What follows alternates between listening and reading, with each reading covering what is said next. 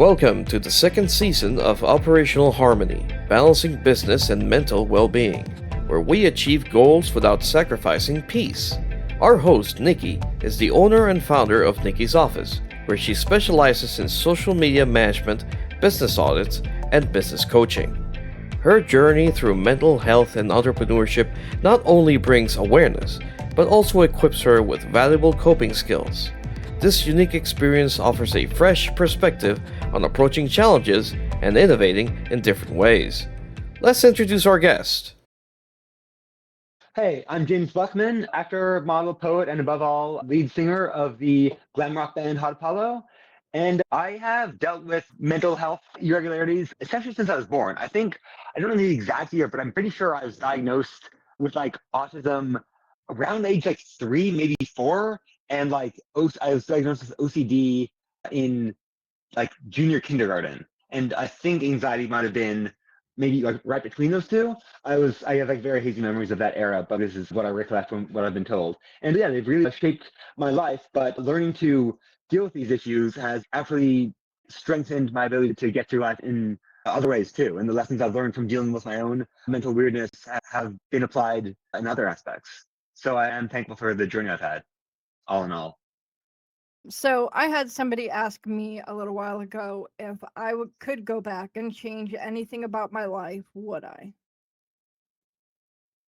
And I said no, because then it wouldn't be me, right? Everything that's happened, everything that is the whole reason I am me right now, right here, is because of everything I've gone through. Do you agree with that, or do you have a different opinion?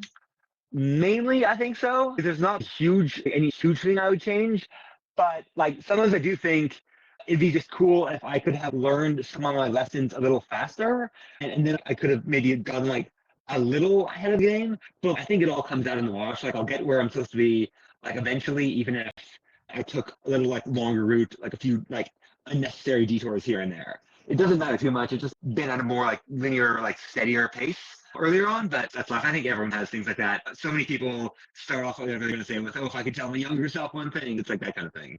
So basically, how has your mental health or challenges affected your life? How do you view it? I guess I could start with the negative, which is it got in the way of living my life for large swaths of my life at a time. I think the worst was late middle school, early high school. That period of my life was just completely not. I'm not trying to be oh, woe is me or anything. It's comparatively it wasn't. I was had a decent support system. I had a loving family and friends who really tried their best to bear with me when maybe I didn't quite deserve it. But it really did set me off course in a bunch of big ways and really messed with my development and stopped me from being the person I was supposed to become for at least a few years there. And that was rough. And I had to work pretty hard to regain that lost ground.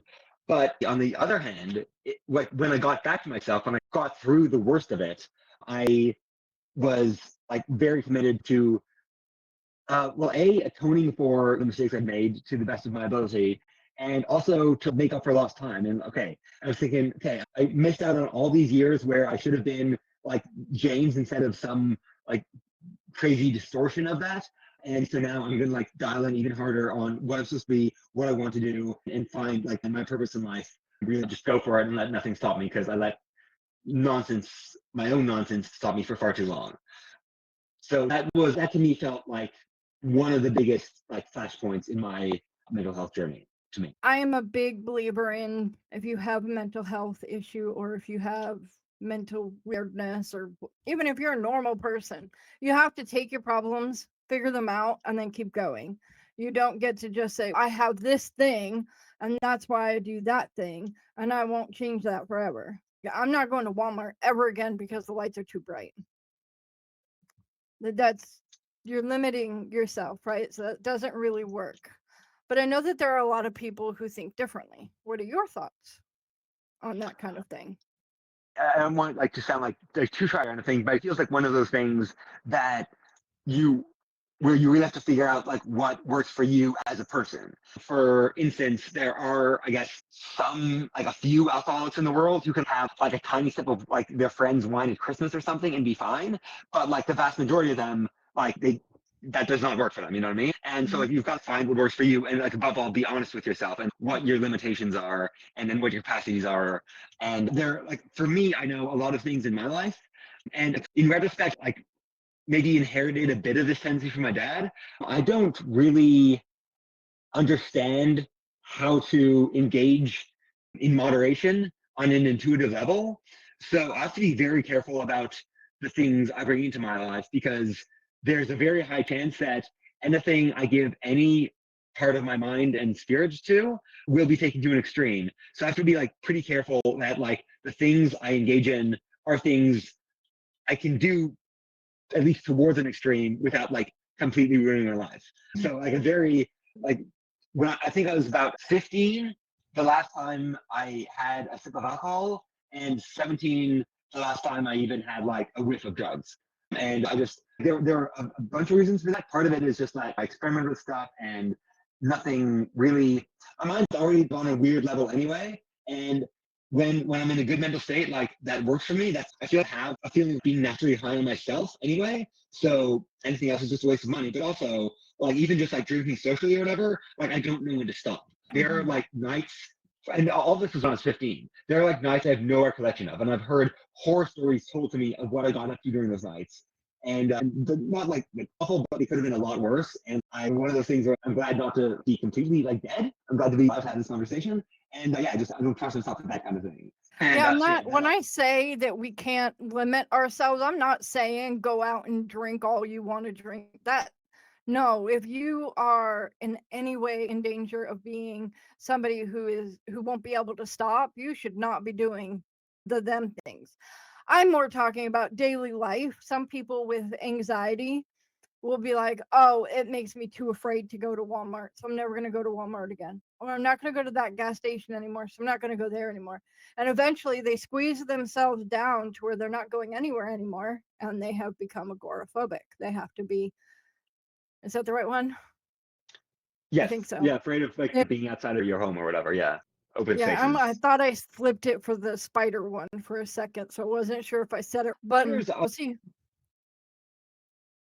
Yeah, arachnophobia is spiders, and it's real close to agoraphobic. So that's why I was like, did I say that one right? I think a lot of spiders are agoraphobic. I see a lot of them in like tight crevices or whatever. I think they like their little cozy hidey holes. But I am partially agoraphobic, and I fight to go out, but like I don't go out every single day because I just don't want to. I have no need to. But they said I'm like on my way to being agoraphobic if I don't keep an eye on it. So I keep an eye on myself, and I don't try to limit things. But you're not going to catch me out at a show because my ears and hearing and stuff like that, I have sound sensitivities. I can't go see a live show. And that's what I meant. Limiting yourself so much that you end up there. Or it's where, your friends invite you out to dinner like once a week or something, and you start bawling on them every single time that you've got something going stupid wrong in your life or whatever. That kind of stuff, I think we can work on ourselves to make sure our friends don't have to clean up our messes every single time we see them. But yes, if you are in any way, shape, or form not able to control how much of certain things you drink, eat, whatever, then cutting that off is absolutely the way to go with that. Maybe not all food, the kind of food that gets you in trouble. Yeah, no, I see what you're saying. And yeah, balance, at least for me, has been like a very hard thing to find, but I do keep trying. And I think I've had like times in my life, and this is part of like, this was at one point, several points probably, a manifestation of my OCD, where I make rules for myself that maybe made a little sense at the time, but then like I'd held on to them for years, and then like past the point where they made any sense, and then I'd wake up and be like, wait, why am I doing things like this when it would make so much sense to do it another way. It just would be breaking some like abstract rule in my head that actually doesn't have any bearing on like any part of my life or the world. So yeah, I think recurrent self-examination is very healthy to make sure that even if something you said no at all at one point in your life, like that's like that kind of decision, that limit isn't necessarily relevant forever. Like I know if I like went back in time and told the Jaymes of 10 years ago how I'd be living my life now and the strides I would have made, the progression I would have made in my own life and the things I would have had to do to get there, more importantly, that Jaymes might have freaked the hell out. And so I've learned that even if something seems like very unlikely, I've become like a very much like never say never person. I don't know where my life will take me in 5, 10 years. I don't know maybe how I'll see the world differently, maybe how I'll live differently. I can say what's likely and what's unlikely right now and see how that turns out. But yeah, I think just like, okay, seeing what works for you now, seeing what works for you in the future, and just like letting things play out like that. That's how I've eked out a little more progression towards balance in my own life by not like letting things be cast in permanent, unbreakable stone forever. Except the only thing I have cast into permanency is food textures, and that is because most people like watermelon.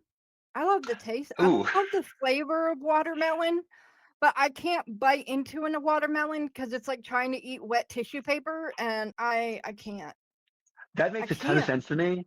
Watermelon was one of those things when I was a kid. It was never around the house, but I'd see it in like cartoons and stuff. And I thought, oh, that looks so cool and colorful. And I'm like, wow, that must be amazing. And then like when I finally had it for the first time, I'm like, I don't like hate this, but it seems very overrated. And so I just like it was never a big fruit for me. Like that, yeah, like that. Lobster is like the animal equivalent of that for me. Like some things just get so hyped up, and then I have them for the first time. Like I'm not gonna have this again. I'm not gonna go out of my way to have this. Yeah, I love lobster. I did some growing up time in Massachusetts, and you can get it real easy. And at the time, way cheaper than anywhere else. Lobster is built into my family's DNA. My grandparents had an like old farm in PEI that we go up to every summer, and like you can't get away from lobster there. Like you can go to McDonald's, they have the McLobster. Like it's every like third meal was lobster for us there if we wanted it. Like so much seafood, all the seafood, and I like a lot of seafood, but like it felt like lobster felt like so much work to me at least, like relatively minor reward. It's like, yeah. What kind of advice would you give your younger self? But what kind of advice would you give to somebody who is currently at your darkest moment?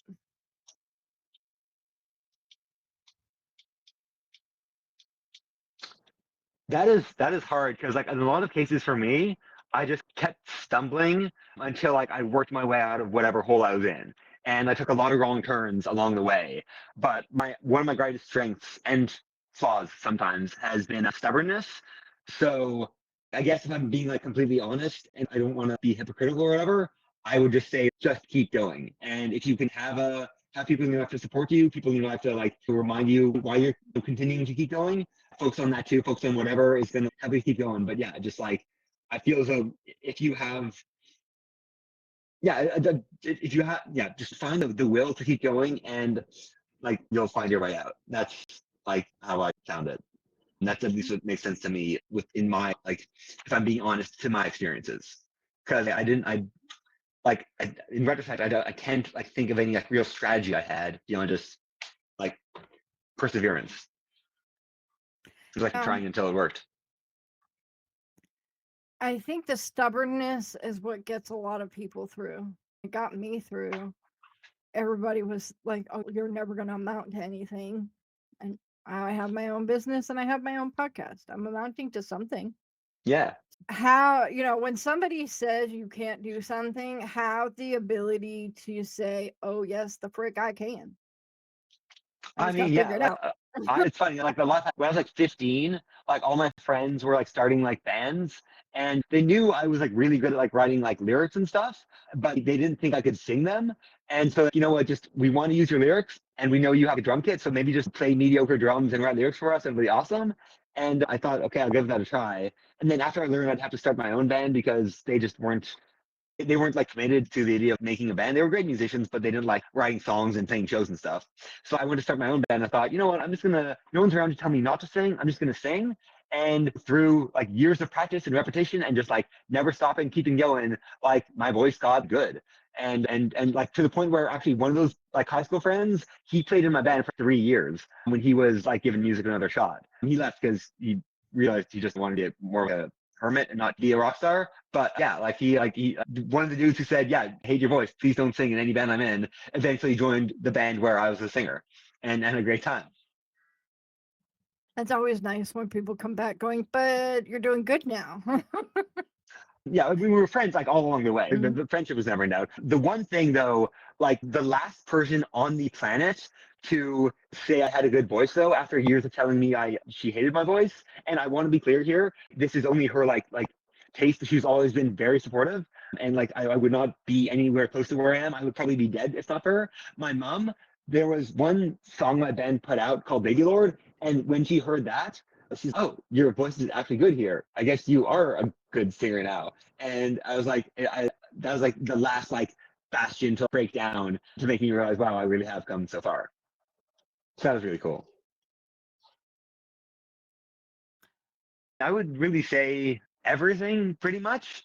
It's not always as like steady or consistent or even visible in the moment as I would like. That's always the way. Sometimes you don't like notice how far you've come until you step out for a second, until you have a moment like that. But yeah, I mean, my mental health obviously has improved, but even the way I deal with, because I mean, it's never perfect. Like the demons in my head, there was a time when I thought maybe I can defeat them forever and they'll never bother me again, and I'll be a normal person, not a normal person, but at least my mind will be not like diseased permanently. And I had to accept, no, like the demons are always going to be there on some level. I'll never be able to fully extinguish them, but I can choose not to engage with them. And that was like something I had to learn. That was very important. Like when I was like in high school, like during one of the worst times, like 15 years old, 16 years old, there were times when one bad moment in a day, one little slip in my mental fortitude could color my life for weeks or months. Like I could have one bad day that turned into 3 or 4 bad months. And it was just because of one little slip in my mind, like once in a day. And now I have moments like that sometimes. And if it happens at 2 in the afternoon, like by 8:30 at night, I'll be having a great time, and I'll be like, "Wait, what was I worried about?" And it can be like one of the greatest nights of my life after having a kind of weird like hour or two in the afternoon. And so not only my mental health overall has improved, but the way I deal with it when it falters has gotten like massively better, and that's one of the things I never forget. So, do you have any tips on how to deal with yourself when you falter, or how did you do it? Like to me, it's just like remembering not to give in to the negative voices in my mind and focus on what I believe, what I know to be true, and what I want to do, and just not letting. And the biggest thing also is that sometimes I do forget those things, actually. Like sometimes I give in a little too much. Sometimes I engage with the negative voices and I try to convince them that they're wrong instead of just walking past them. But even in those cases, what I've learned and that I didn't know when I was 15 was that even if they're shouting at you that you suck and you're wrong and you're worthless and you don't deserve anything and you can't do anything, you can still do what you want to do. And the person you are in the material world can still do things. Like I like if the okay, I guess I only dealt with stage fright once when I was like in kindergarten, and it burned out my entire capacity for the rest of my life. But I do know that like it's a common thing, especially I do have my insecurities. That if something in my brain is telling me, James, you cannot go on stage with your band tonight. You suck. No one's gonna want to hear you sing. They're gonna throw stones at you. Like you're ruining everyone's night if you go on stage tonight. Even if part of me believes that, I'm still gonna step out on stage, and like it has never gone wrong. So even if like inside I'm feeling terrible, even if I'm like giving to the worst instincts, because I step occasionally, everyone does. It's not going to stop me from doing what I want to do. And that was something I had to learn. And once I learned that, a lot of things got a lot steadier and a lot more consistent. That's a powerful thing to learn and to remember, is that I can still do it even if it's hard.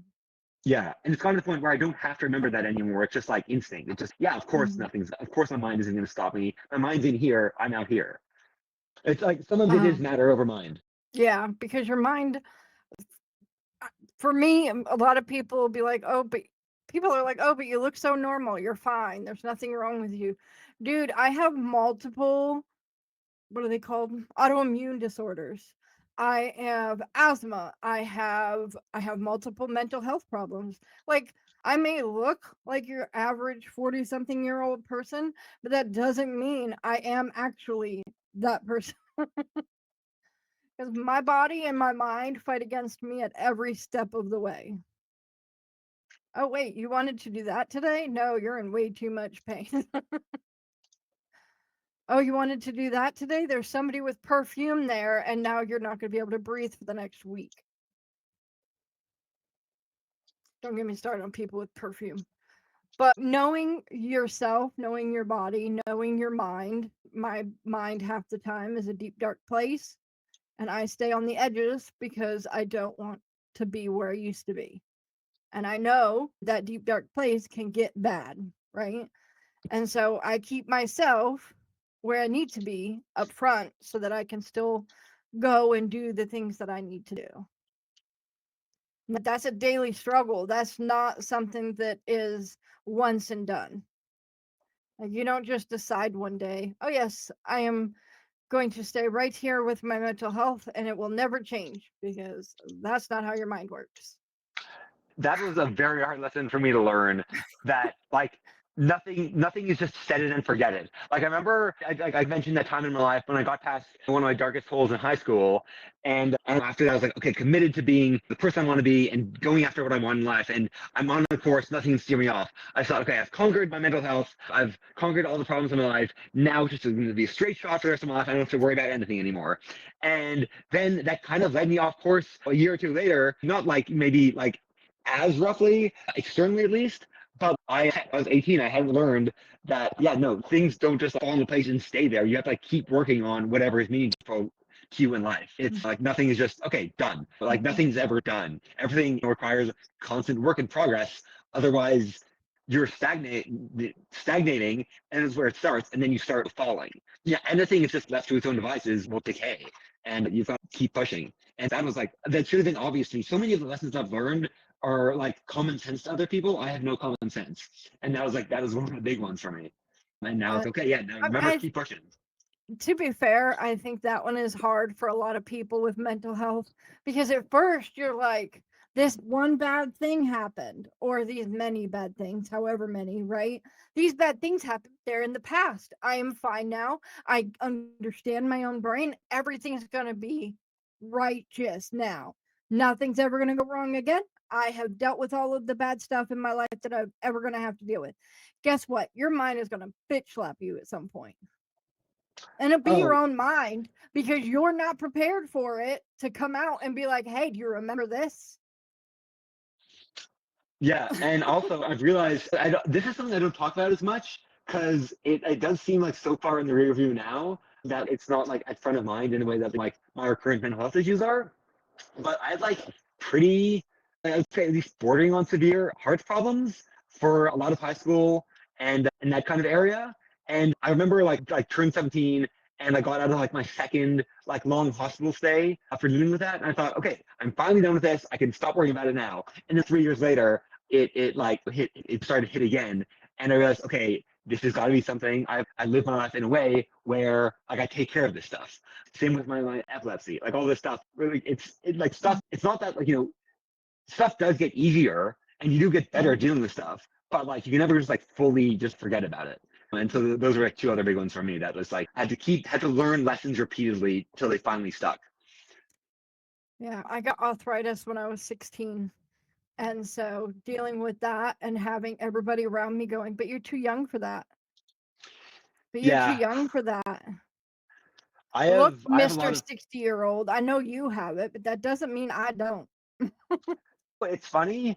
A lot of like me and a lot of my friends, when we were 11, 12, 13, we got all sorts of like old man afflictions because of, okay, For most of my friends, it's because they're musicians and they get like carpal tunnel and like bordering off on arthritis sometimes and stuff just by playing music too much. And they recovered from that and it was fine. But like when they first told me, I was like, wait, aren't those like old man diseases? When I was 13 though, because I was not, I was never like a virtuoso instrumentalist like they were. So I didn't have that issue. What the issue I had was there was one summer when I was like 13 and I was like only drinking soda and I got a kidney stone. And I was like, so I had no idea. I got to the hospital and my grandfather took me because my parents were out of town.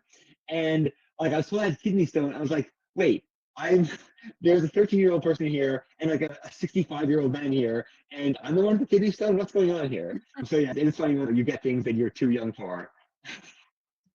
Yeah, right up until the fifth person goes, you're really just too young for that. I don't think you really have that. And then you're like, okay, you know what? How about I attach my body to you so you can deal with it and I can just walk around perfectly fine. That's the technology we need, like an empathy device. Yeah, something like that. Because I it mean, would I get was pretty lucky. bad. I will admit I was like very lucky. My experiences with most doctors that both of my parents and my mother's father were doctors. So like when they took me to the hospital, like they'd make sure that like no one was writing off anything anyone said. If the doctor, I don't remember it, I think like I would totally believe that like my grandfather was there advocating on my behalf to make sure that people were like looking through everything to be thorough and not write everything off just because 13-year-old. Oh, yeah. So, but No, then yeah, I did not have the that. I did see it from the other side later on. At one point when I went to deal with one issue by myself for the first time, and I went to see 4 or 5 doctors, and not only did they write it off, they gave me advice that actually made it worse. And finally, I found someone like who was like. It was funny because he had the classic like too busy for your bullshit, like arrogant, like doctor But like vibe into how he spoke. But he was actually that wasn't how he was, and he actually looked into it and saw what the problem was, and said in a very curt, no time for you manner, "This is the problem. This is what you should do," and it set my life on an excellent course that like I'm still following to this day. I'm still thankful to him, and I don't remember his name, but yeah, I have very little of that second half. I have a lot of the first half, and my mom was scared of doctors, so she was medically neglectful. It takes all kinds to raise kids, and I didn't get the best of the bunch at all. So for me, when I go to a doctor and they actually listen to me, I am stupid surprised because nobody else used to. But I have had some kind of good ones. Obviously, the one who diagnosed me with my arthritis, that one wasn't really hard. I have psoriasis, and 11 years after your diagnosis of psoriasis, or your first signs of it anyway, if you're going to get psoriatic arthritis, that's when it's going to pop up if it hasn't already by then. And it was around 11 years after my psoriasis first appeared, and my joints just started swelling for absolutely no reason. And so that was like a no brainer, right? There was no guessing game. It was like, oh, it's that time o'clock. Yes, you have arthritis now. Have fun.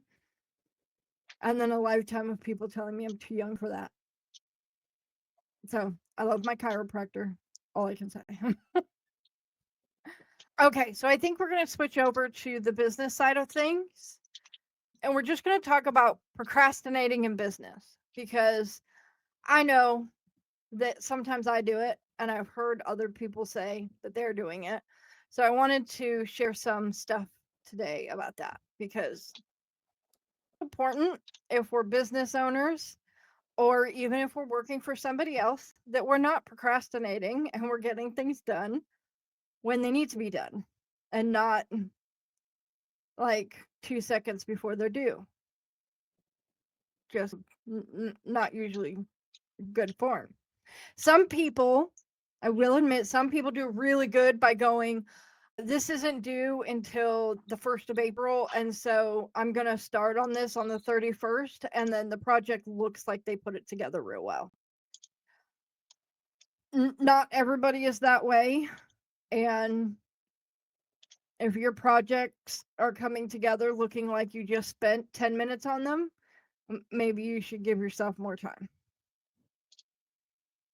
So by procrastinating, we lose 4 things. We have less productivity. If you are working with a team or with another owner, either of your company or another one, you have disruptions in those teams because they're obviously waiting for your part to be done. You have workplace culture that goes into the trash can because everybody's pissed at you all of a sudden because your part of the project isn't done, or it's done craptastically because you did it 10 minutes before it was due.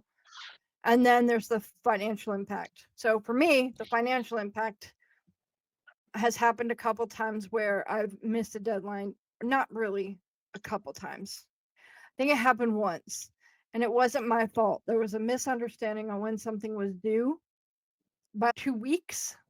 And so I was just starting on it, and somebody was like, "No, you should be giving it to me today." And I'm like, "Okay, we needed to have communicated a little bit better on that one."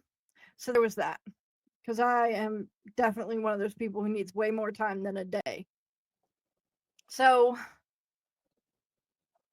there are different reasons we procrastinate. If you are working at a job, you probably don't give 2 figs about the job, right? If you're in corporate culture or something, if you're a little peon at the bottom and you know you're never going to make it up the ladder into the C-suite or anything, you don't really care about what's happening.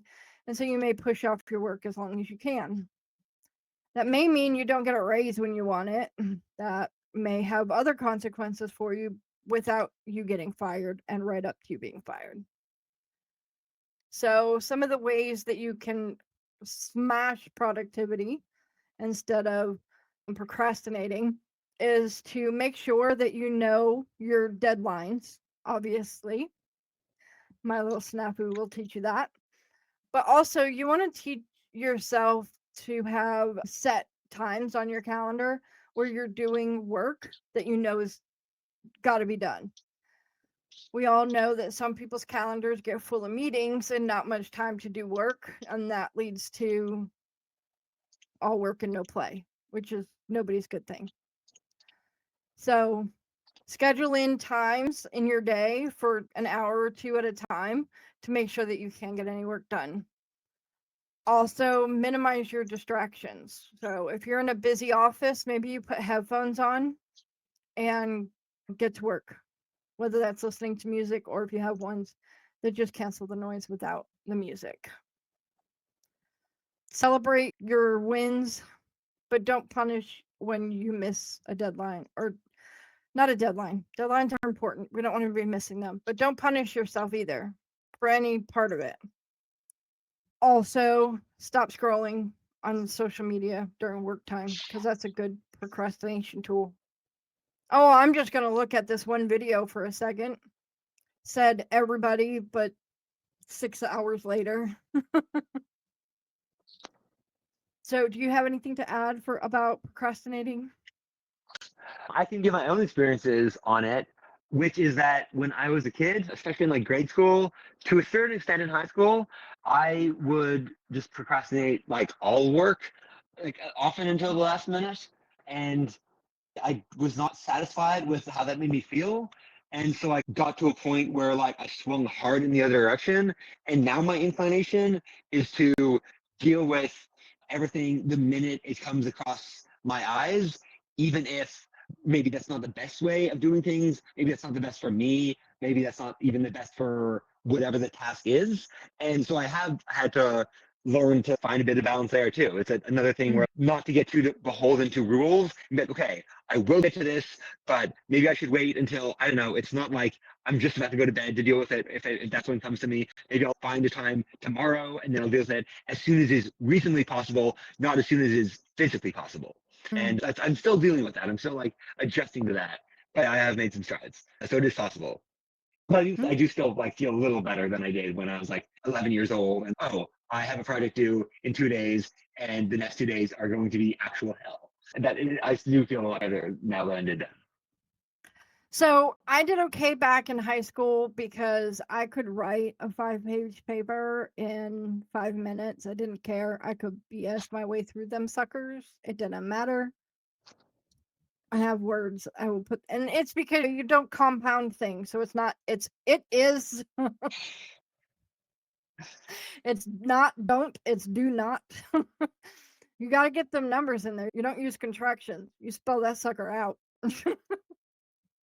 But sometimes work projects, like I know it'll be due, say Wednesday.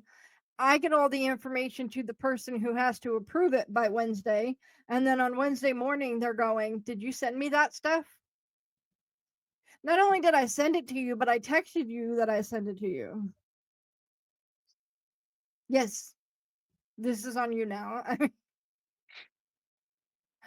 It usually doesn't take long for me to be able to get that straightened out and get it to go out when it needs to. But at the same time, my problem isn't so much my work that's being not done on time. It's other people aren't looking for it, even though I've texted them and emailed them.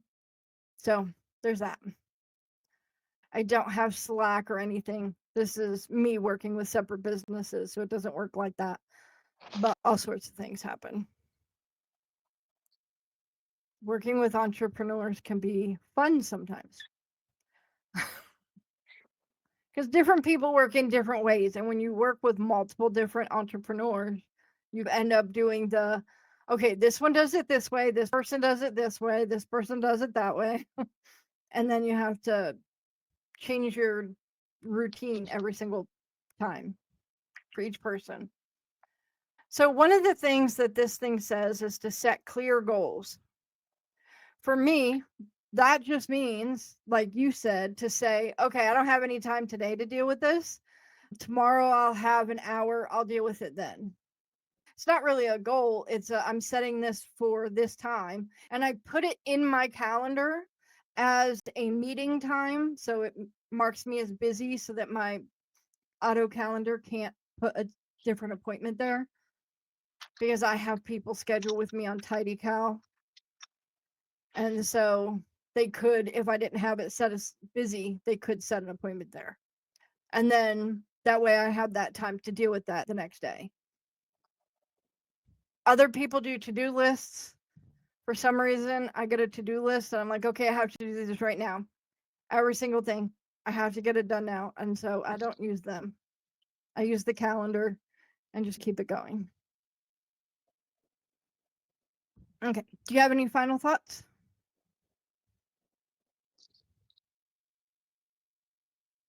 Nothing new, just keep going. That's always my thought. Forward, upward, forever. Okay. The links to find you will be in the description below. And yeah. Thank you.